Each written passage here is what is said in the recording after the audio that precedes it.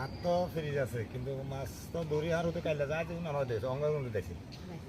মাগাল্লা মাছ জানাতে এটা বড় খারাপ লাগে মার আছে মাছ ফ্রিজে আছে গোস্ত আছে ব্যাকেন আছে তারপরে এটা ছেড়ে দিয়ে যেতে পারে আমি কথা বলবো সময় কাটাতে করতে হুতের মনে আর নাতির মনে ব্যস্তাম আছে তো হুতে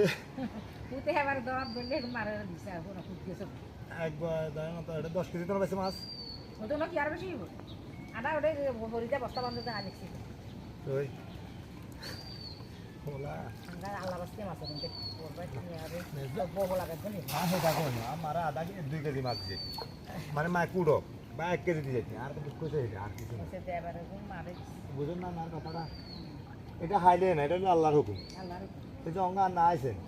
এটা হাইছে দিয়ে না নইলে তো এতক্ষণে না দিতাম করে তো আল্লাহ এটা হলো আল্লাহর রাস্তায় খেলা এটা আমরা গিয়ে দিয়েছে নাকি যে আমরা মাছ নিয়েছি